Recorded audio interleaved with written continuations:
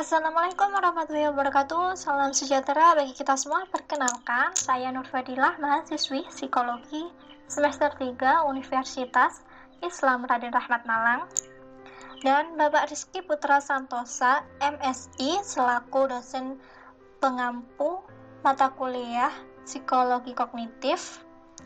Dalam video kali ini, saya akan membahas tentang memori. Tujuan dalam pembuatan video ini yang pertama, untuk mengetahui lebih luas tentang memori di dalam buku Psikologi Kognitif oleh Michael and Mark T. Klein edisi ke-8. Yang kedua, sebagai evaluasi mata kuliah yang saya ambil, yaitu Psikologi Kognitif. Oke. Pernahkah kalian semua mendengar kata memori? Pasti tidak terdengar asing lagi di telinga. Mungkin kata yang pertama kali muncul di pikiran adalah penyimpanan. Nah, mari kita ingat kembali definisi memori itu sendiri. Memori adalah penyimpanan, sebuah ingatan, pengkodean informasi yang ada di masa lalu atau kejadian yang ada di otak manusia.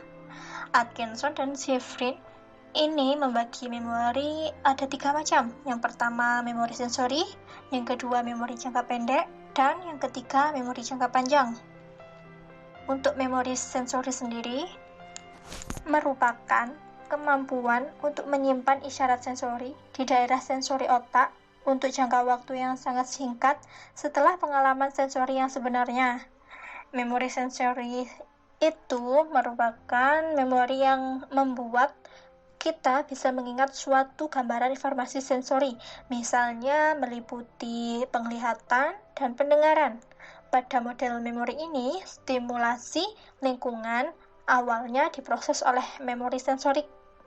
Informasi diadakan sangat singkat di memori sensorik, lalu beberapa diperhatikan dan diproses lebih lanjut dalam memori jangka pendek. Memori sensorik itu sendiri dibagi menjadi 2 bagian. Yang pertama ikonik dan yang kedua ekonik. Memori sensorik bagian ekonik atau informasi auditorial sendiri menyimpan durasi sekitar selama 2-3 detik. Dan untuk bagian ikonik atau informasi visual, penglihatan atau pemandangan berlangsung setidaknya 1000 detik setelah stimulus offset. Nah, contohnya, ketika kita bermain kembang api lalu diputar-putar dengan cepat, pasti kembang api itu akan meninggalkan jejak yang berbentuk. Nah, di saat kembang api telah habis, padahal hanya beberapa detik menyala, pasti kita masih mengingatnya bagaimana bentuk tersebut. Itu merupakan salah satu dari contoh memori sensorik. Nah, yang kedua, memori jangka pendek.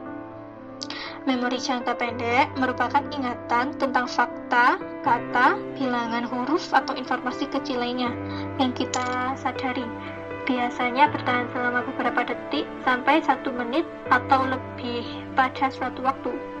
Memori jangka pendek ini sangat terbatas kapasitas penyimpanannya, yaitu sekitar 5-7 item selama sekitar 15-30 detik. Dalam memori jangka pendek ini ada 3 macam pengkodean untuk memulihkannya. Yang pertama, pendengaran, yang kedua, penglihatan, dan yang ketiga, semantik. Pada memori jangka pendek ini, informasi yang dibutuhkan langsung tersedia, sehingga seseorang itu tidak perlu mencari informasi tersebut di ingatannya seperti halnya memori jangka panjang.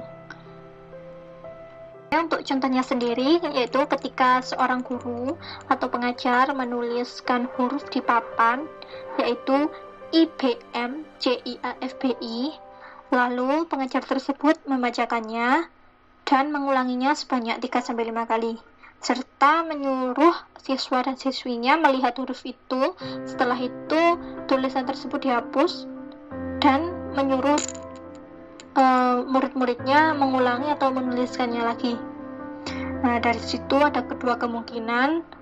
Siswa yang mengingatnya dengan cara yang pertama mendengarkan serta menyimak ketika guru tersebut membacanya. Ingatan tersebut langsung dia simpan, dia proses, kan dia sadar, langsung dia simpan di memori jangka pendeknya. Dan yang kedua, dengan cara membagi dua komponen. Maksudnya dua komponen ini, tulisan tersebut, huruf-huruf tadi itu, yang ini dia bagi menjadi dua komponen atau hingga 3 komponen. Misal IBM, CIA, FBI, atau menjadi 2 komponen IBMC, IAFBI. Jadi dia mempunyai cara sendiri untuk mengingatnya. Nah, dari situ akan mempermudah dan dia simpan dengan sadar di memori jangka pendeknya. Yang nomor 3, memori jangka panjang. Memori jangka panjang merupakan ingatan yang disimpan di otak dan dapat diingat kembali di masa yang akan datang. Ingatan ini dibagi menjadi 2 jenis, yaitu ingatan sekunder dan ingatan tersier. Ingatan sekunder disimpan dalam jejak ingatan yang lemah sampai sedang, sehingga mudah dilupakan dan kadang sulit untuk diingat kembali.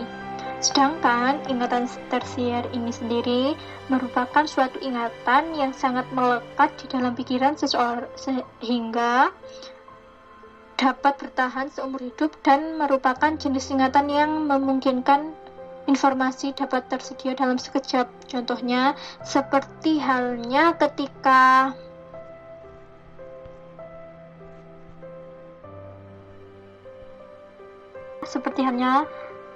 biasanya kita atau kalian ini mengingat hari kelahiran, di mana biasanya mulai dari kecil ada perayaan. Ketika masih umur 5 tahun, biasanya itu kan ada perayaan gitu ya, mengundang teman-temannya, itu akan menjadi memori jangka panjang. Kenapa? Karena biasanya itu kejadian itu atau peristiwa itu membuat kita berkesan dan saya merasa sangat bahagia gitu ya. Itu akan kita simpan di memori jangka panjang. Dan sampai saat ini kita kan biasanya mengingatnya. Nah, itu merupakan ingatan jangka panjang. Nah, ini ada gambaran untuk pemrosesan memori. Bisa dilihat sendiri bagaimana cara kerjanya. Yang pertama ini stimulus atau informasi, kemudian lanjut ke memori sensori, dan ada 2 kemungkinan, bisa kita langsung hilangkan atau kita langsung ada persepsi lanjut ke memori jangka pendek, dan kemudian bisa juga yang terakhir ini bisa kita simpan ke memori jangka panjang dan tetap kita simpan di memori jangka pendek. Cukup sekian yang dapat saya sampaikan. Apabila ada kesalahan atau kekeliruan, baik yang saya sengaja atau tidak, saya pribadi mohon maaf yang sebesar-besarnya. Wassalamualaikum warahmatullahi wabarakatuh. See you next time.